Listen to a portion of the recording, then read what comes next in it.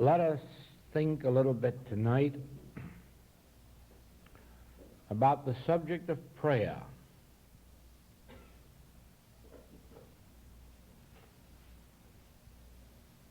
Prayer is a means of contact with God. Through prayer, we come into communion with God. Through prayer, we become aware of God's will for us.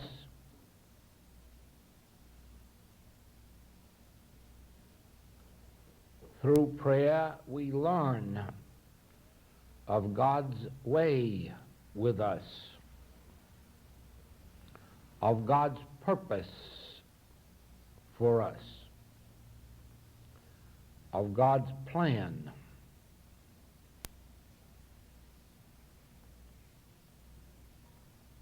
Through prayer, we find what our way is to be, what our function on earth is to be, what our work is to consist of.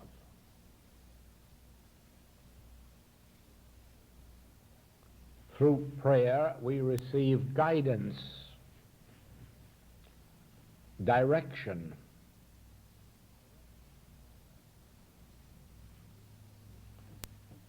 Through prayer, we find all of the necessary support for our activity, for our lives,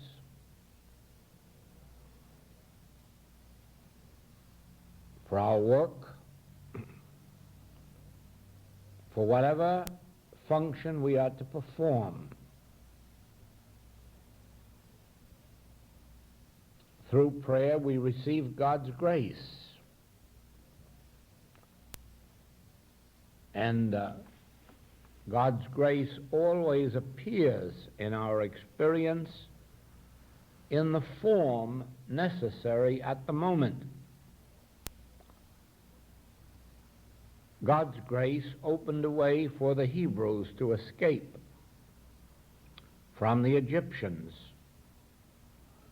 God's grace appeared as manna when they needed food. God's grace appeared as a cloud by day and a pillar of fire by night when these were needed for their protection. God's grace appeared as a raven bringing food to Elijah, as a poor widow sharing. God's grace always went before Jesus to prepare the way for him, to supply food in the wilderness for the multitudes, to supply healing and raising from the dead. God's grace appeared as forgiveness of sin. God's grace lifted him from a tomb. God's grace went before the disciples. On many occasions saw that they were fed, protected. But all of this is accomplished through prayer. God's grace isn't visible or evident to what the Master called this world, the world that he overcame, the world of humans. God's grace is not caring for those tens of millions about whom you read in India, in China, who even in this modern day are starving. dying of, diseases that could easily be cured.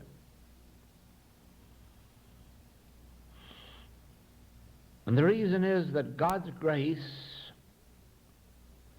reaches human experience through prayer. But unfortunately, not the prayer that people are taught to pray.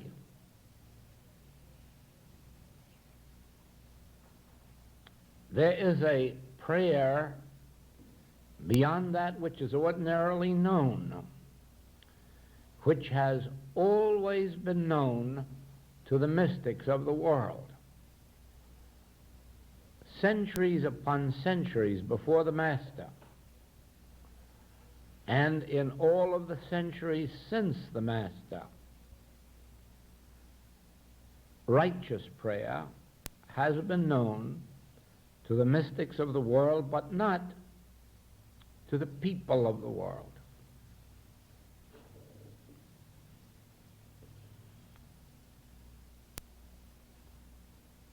In the experience of every individual on the spiritual path, the most important subject they will ever meet is that of prayer.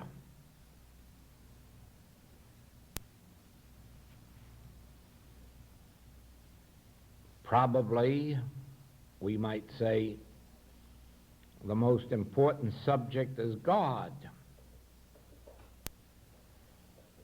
whom to know aright is life eternal. But there you have it. You can't know God aright except through prayer. You can't read about God, for no one who has ever lived in the history of the world, not even the Master, who had the capacity of telling you what God is, how God is to be served, how God is to be known. Every mystic knows God. Every mystic can commune with God. Every mystic may receive God's grace. But none has ever been able to tell another what God is or how God may be contacted. In the Western world, the Occidental world, the only approach, direct approach to God, has been that which was taught by the mystics of the 12th to the 17th centuries in Europe, and it was the way of meditation, such as the Quakers brought to the United States. But this, of course, was based on the Oriental teaching of communion, which in its turn was based on the ability to meditate. There is more to meditation than just closing the eyes. There is more to meditation than just thinking thoughts. And that is why meditation of itself is difficult. But meditation is a form of prayer, and it is a way in which we can reach God in communion. Now, in the Western literature, there are no writings on the subject of meditation comparable to those that we have in the Infinite Way. Be assured, if there were, I would tell you about them.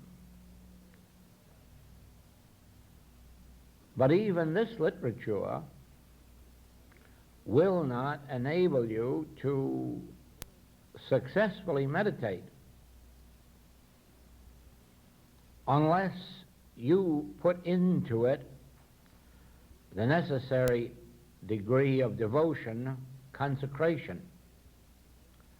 And the reason is this, that anything that can be given to you intellectually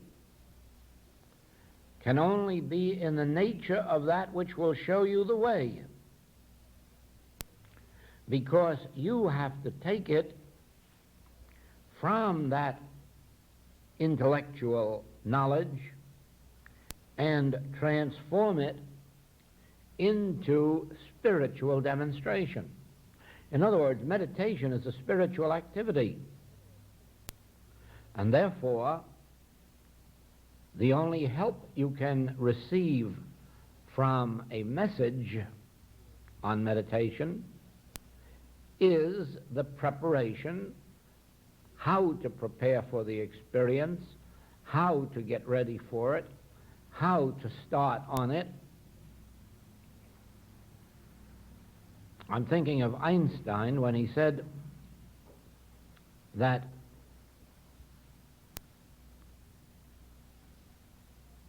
the true mathematics, the higher mathematics, only begins where you leave off the intellectual process and jump off into the intuitive.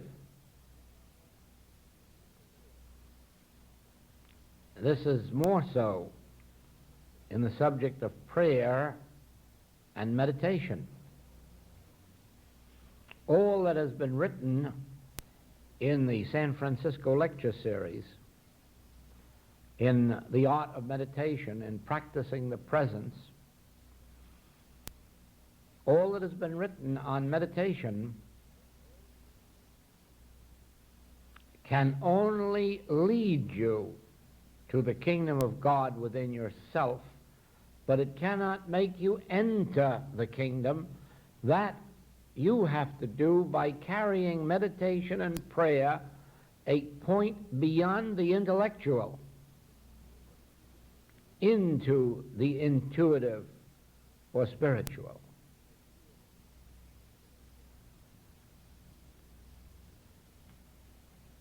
It is this way with the entire subject of prayer. As you know from our entire message, prayer is not a going to God for something,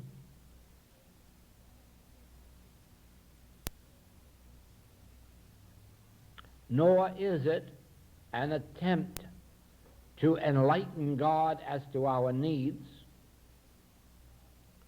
or to influence God in our behalf. Prayer actually is meant to produce a state of receptivity in which we become aware of God speaking to us or leading us or guiding us or protecting us or feeding us or supplying us or healing us. Therefore, all that can be written in the message of the infinite way on the subject of both prayer and meditation can lead you to the kingdom within yourself and can bring you to the place where you are ready and willing to give up talking to God, directing God, asking God, expecting something of God, trying to influence God, bribe God, to where you are willing to give these up and adopt the attitude of, "Speak, Lord, thy servant heareth." A servant doesn't tell the master what he wants. A servant doesn't tell the master when he wants it. A servant doesn't expect the master to do his bidding. A servant places himself in subjection to the master, at the disposal of the master's will, in the master's service, and then becomes obedient in carrying out the directions, the guidance, the wisdom given him. Of course, the master always feeds and clothes and houses the servant, so the servant need take no thought for his life, what he shall eat or what he shall drink or wherewithal he shall be clothed. The servant has only to be obedient to the instructions given by the master. And this is our attitude toward God, that we are servants of the Most High, and that it is not our function to tell God or ask God or try to influence God, but rather our attitude is to be, Thou art the Father, I am the Son. Thy will be done in me and through me.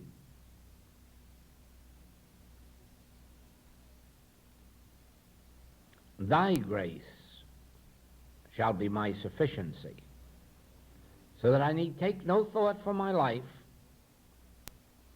I need take no thought for what I shall drink or eat, wherewithal I shall be clothed or housed. I can safely leave this with God, my master.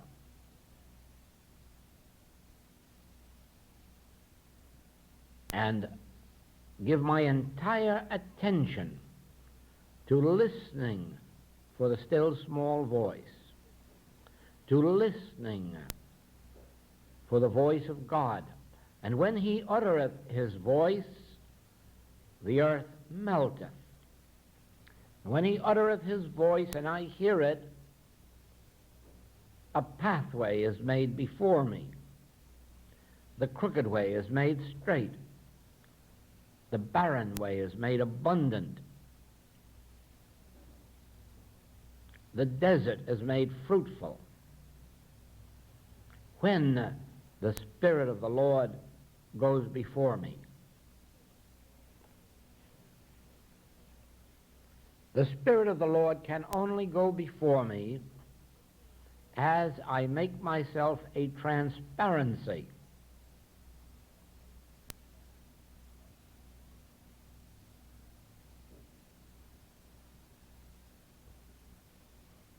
As I bring myself to a listening consciousness,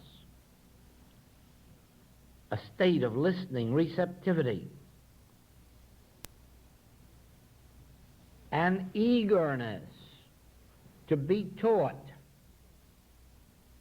by the Father within, an eagerness to be led, directed, protected, maintained, sustained.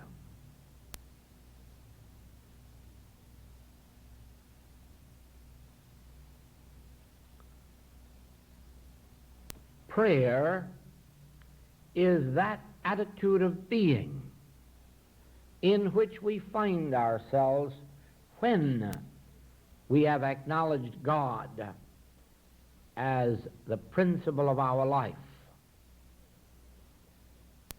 the essence and the law unto our being, a light unto our feet, wisdom unto our mind, strength unto our body. And then in quietness and in confidence, keep one ear open all of the time for that inner guidance, that inner wisdom, that inner leading.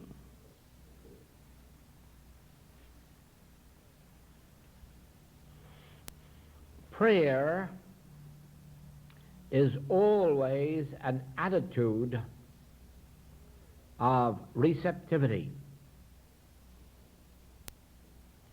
Prayer is always an inner state of humility. It is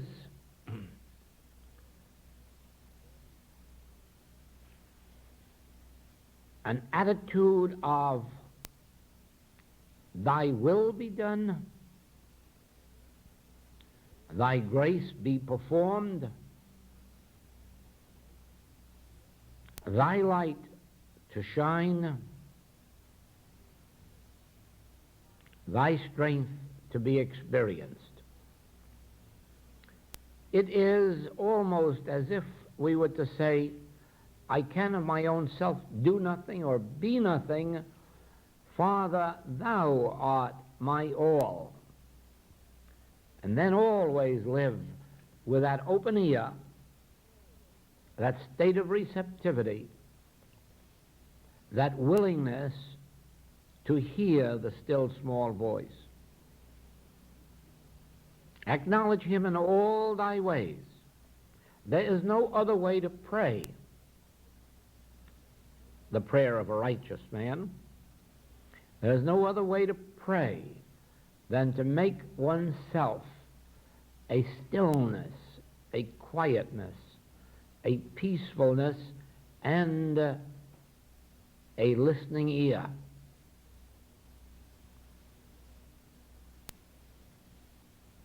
Prayer that contains words and thoughts meant for God is not really prayer at all. Prayer is opening out a way for God's power to be made manifest in and through us.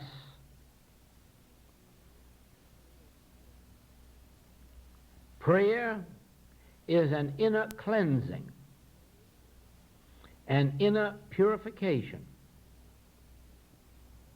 which results in erasing the word I want, I would like, I shall do, I am, I would be, I can.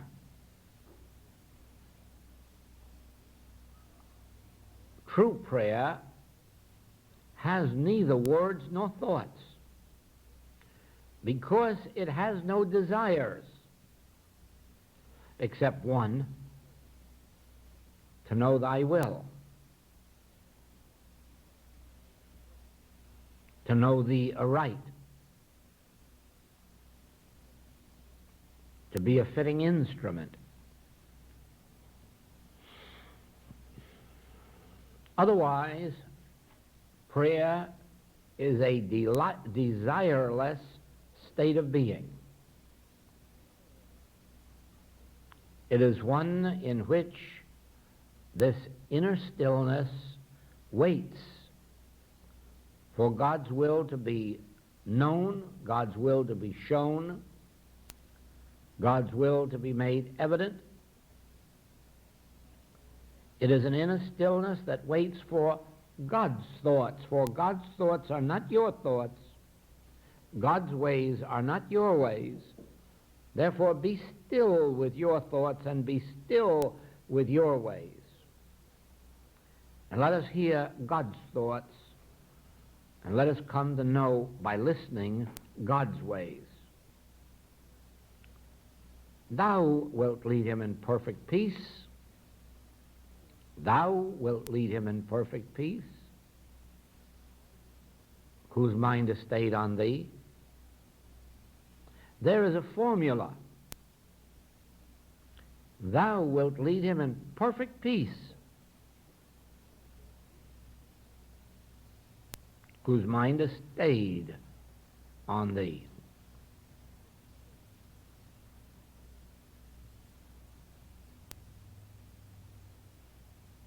He leadeth me beside the still waters. He maketh me to lie down in green pastures. What must I do? Acknowledge that the Lord is my shepherd, I shall not fear. The Lord is my shepherd, I shall not fear.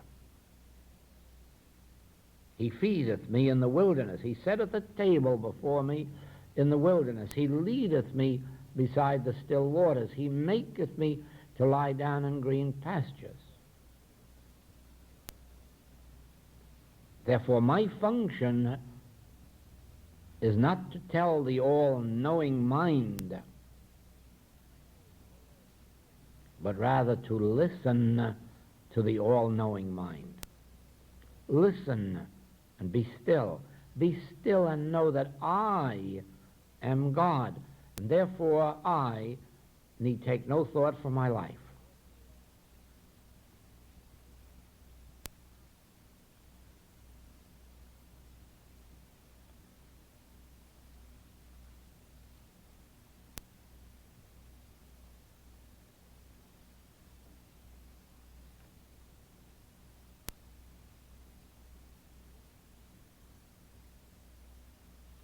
It is prayer to acknowledge that God is omnipotent.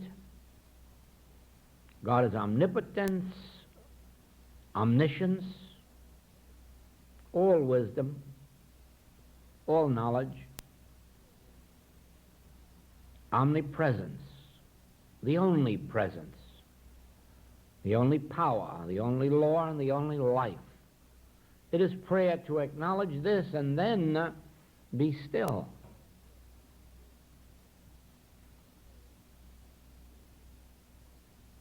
Be still that that omnipotence may establish itself in your consciousness. Be still that that omniscience, that all wisdom, may impart itself to you. Be still that omnipresence may reveal its presence to you. For only in stillness can you become aware of God's grace functioning in your experience. Only in stillness, in quietness, in confidence, can you become aware of the presence of God appearing as manna, appearing as a cloud by day and a pillar of fire by night, appearing as food for the multitude in the wilderness, appearing as resurrection, appearing as ascension. You can only become aware of the presence of God in quietness, in stillness, in confidence, in assurance. The Lord is my shepherd, I shall not want. And in that assurance, in that inner peace, the presence of God reveals itself. For this is the secret. You do not need God to come to you. You do not need to make contact with God. For already I and the Father are one. Already the place whereon thou standest is holy ground. But it is necessary to be still in order to become aware of the presence that is already present where you are. Even though you walk through the valley of the shadow of death, you need fear no evil. For the presence of God has gone before you. Where thou art, I am. Where God is, I am. All that the Father hath is mine, and I can become consciously aware of it in demonstration, but in only one way: in quietness and confidence, in stillness, in peacefulness, in an inner assurance that the place whereon I stand is holy ground because God is already there. God does not have to be brought to you by prayer. Prayer does not bring God to you. Prayer does not bring God's grace to you. Prayer reveals God where you are. Prayer reveals God's grace active where you are. Even though you make your bed in hell, Prayer will reveal that God is there. Whether Joseph was in a pit, whether he was sold into slavery, or whether he was in prison, God's presence was with him and went before him, or else he never would have mounted up to be the second in command of Egypt. We, in our human experience, are stumbling through life. We're not walking through life, nor running through life. We are not going through life divinely guided, led, and protected. We are stumbling because we know not where to walk. We do not even know how to pray or what to pray for. We are the blind leading the blind as humans, and it is only when we learn to stop talking to God, asking God, pleading with God, demanding of God, only when we stop this and settle into an inner assurance that after that we walk the mystic way. Every step God governed. Every step God led, God protected, God supplied, God maintained. Every step we find that he performeth that which is given me to do. At every step we find that his wisdom is infinite. His power is available. We are divested of the word I. Not I am spiritual, not I have spiritual power, not I have God, but divest oneself of the word I and realize his power, his wisdom is infinite. His grace is with me. His voice maketh the earth to melt.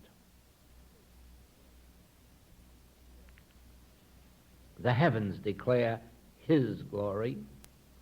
The earth showeth forth his handiwork.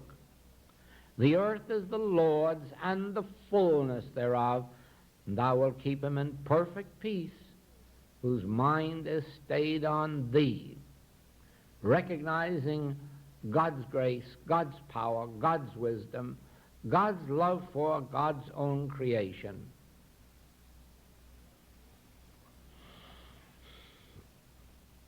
In this assurance, it is very simple to be quiet inside, to be still, to listen for the still small voice.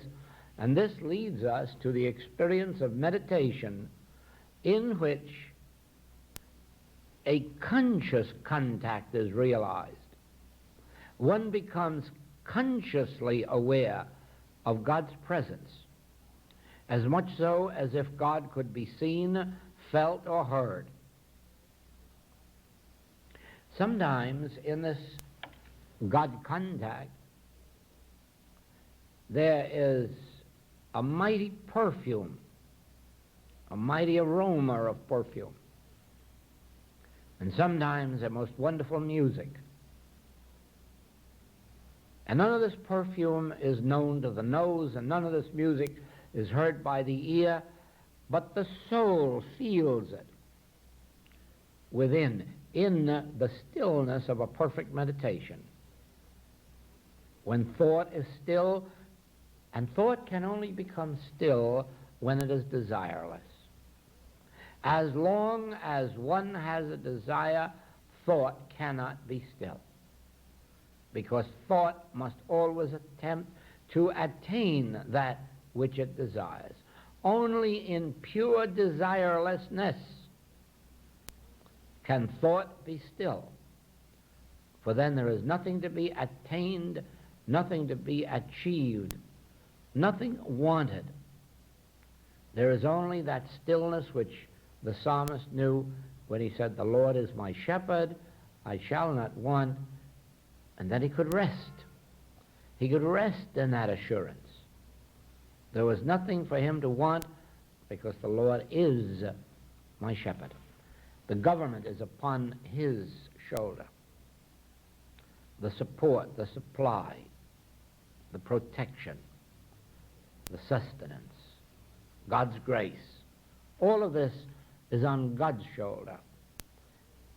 And our contact with it is through our recognition of this truth, which results in a desirelessness, which in turn results in a complete absence of thought.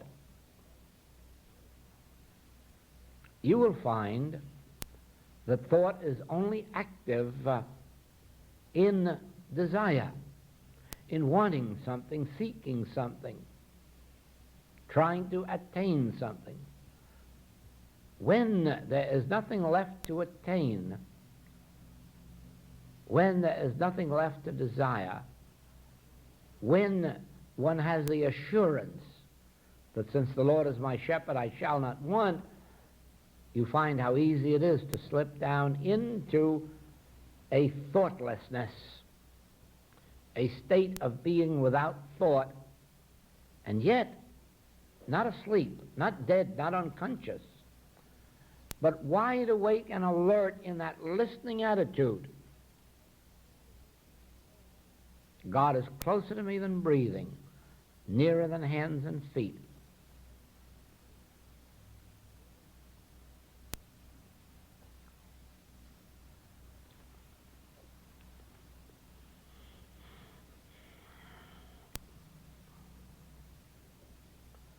Watch the effect upon yourself. If you take 5 or 10 minutes for this form of prayer and start with a realization, in this prayer I want nothing, I'm not seeking for anything, I have no desires, nothing to attain, nothing to accomplish. This is a prayer in which I will be still, rejoice, be glad. For God is, and that is enough for me to know. God's grace is my sufficiency, and that's enough for me to know. The Lord is my shepherd, so I need not fear for anything or take thought for anything.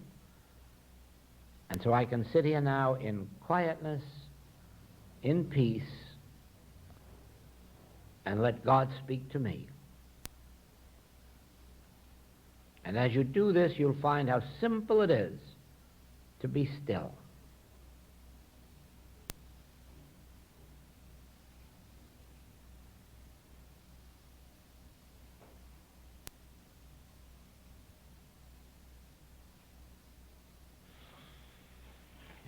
Watch the magical effect upon your life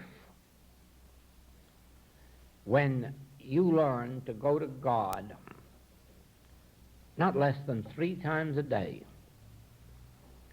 without a desire, without a wish for any demonstration of any kind, merely for the joy of inner communion, just for the idea of being still in God's presence.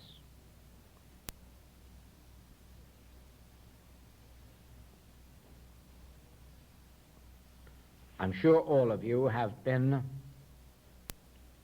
in a church or a temple, a cathedral, and felt the sacredness of the edifice or the sacredness of the presence within the edifice, or perhaps met a minister or priest and felt the sanctity of their consciousness and wanted nothing more than to sit for a minute or 2 or 3 in the presence of that minister or priest, or, if there were none there, just in the atmosphere of holiness that permeated the temple or church or cathedral.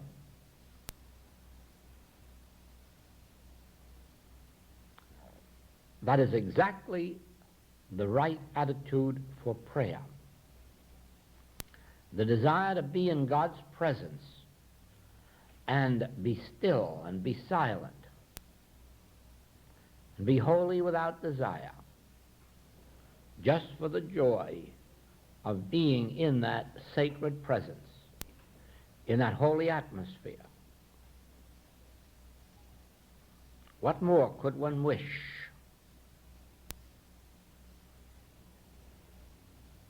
To know thee aright.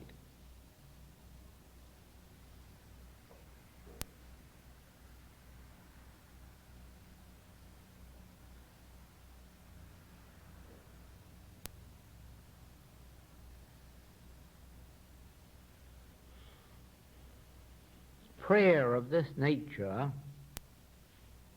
is an immediate contact with God, an immediate entrance into the soul of God, the heart of God, the Spirit of God.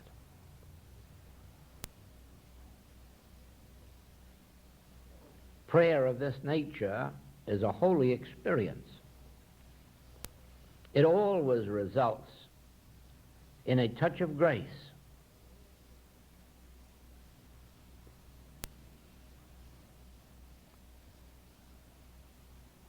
Often it results in a promise coming right to the ear. I am with thee, or I will never leave thee nor forsake thee, or I will be with thee unto the end of the world, or fear not, it is I.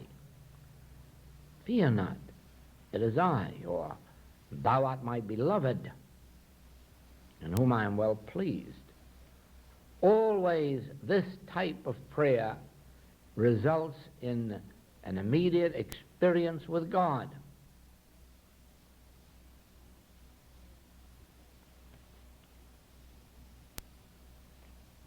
Once you perceive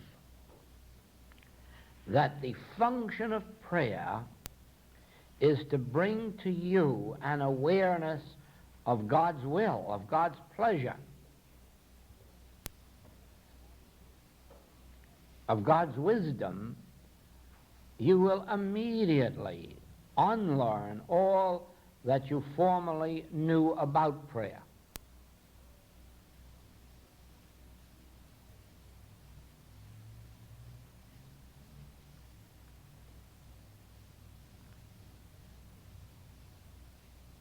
Understand that the function of prayer is to bring to you an enlightenment from God. It is not to bring to God some message from you. And when you perceive this and begin to reverse the old concepts of prayer, so that you never think of prayer in terms of telling God, influencing God, then you will find that prayer becomes one of the greatest delights that can be known on earth. It is no wonder that Paul could say, pray without ceasing. I don't know why he had to say it, except that he must have been talking to people who did not know how to pray. For if one learns how to pray, no one will ever have to tell them to pray without ceasing. It would be a punishment to have to stop praying. For prayer is the ability to receive from God. It is a state of awareness, a state of inner peace and joy, inner communion.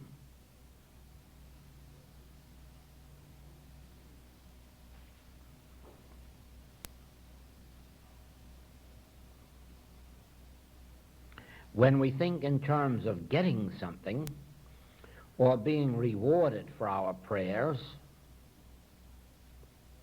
or being benefited we lose the benefit of prayer.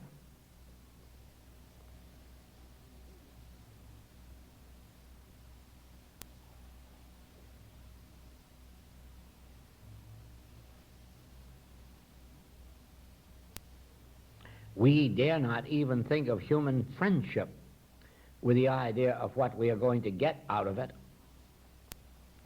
Much less dare we think of God in any sense of what we are going to get because of our God contact.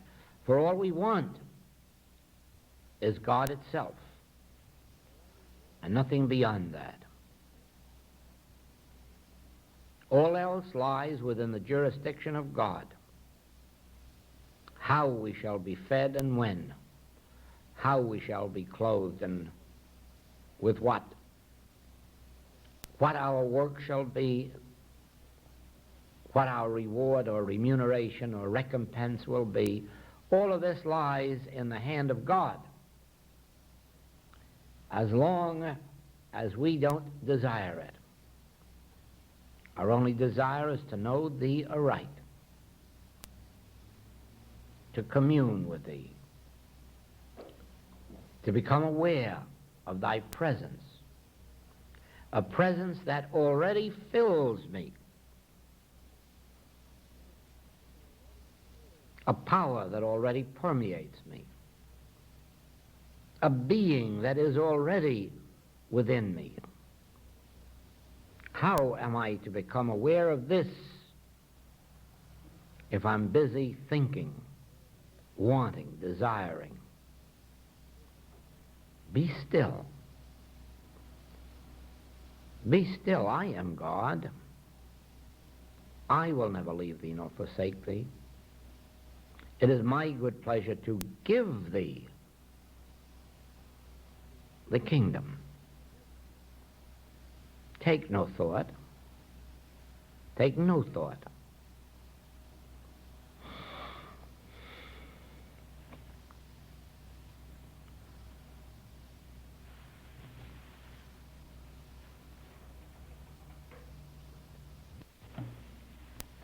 Live always in the remembrance that you are in the presence of God, and you will find that you are. Live always in the remembrance that God's grace is your sufficiency, and you'll find that it is. Live always in the remembrance that God is walking with you every step of your life, from waking in the morning to sleeping at night, and standing beside you all night through. Live in the remembrance of this truth, and you will find that it is the truth. Live always in the conscious awareness of the presence of God going before you, and you'll find that it does. Live always in the remembrance that God is your bread, wine, your water, and your meat. And you will find that you are always fed, clothed, housed, as befits the child of God.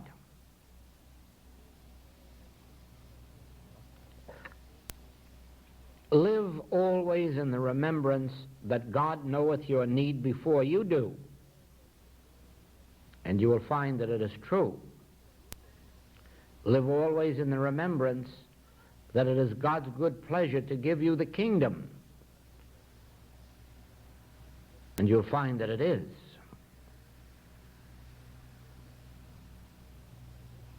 Live always in the assurance of God's grace, and you will find God's grace to be your sufficiency.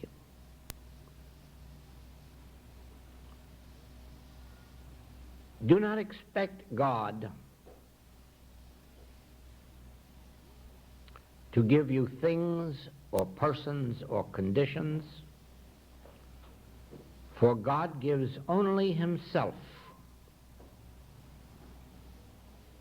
and himself appears as all forms necessary to our experience. Do not think of God as giving supply, but rather understand that God is the bread, the meat, the wine, the water. Do not think of God sending a law of healing, for God himself is the law of grace, the law of healing, the law of comfort, the law of resurrection, and the law of ascension. Never think in terms of God and, for there is no God and something else. God is infinite, and therefore God constitutes all else. Thank you. Thank you.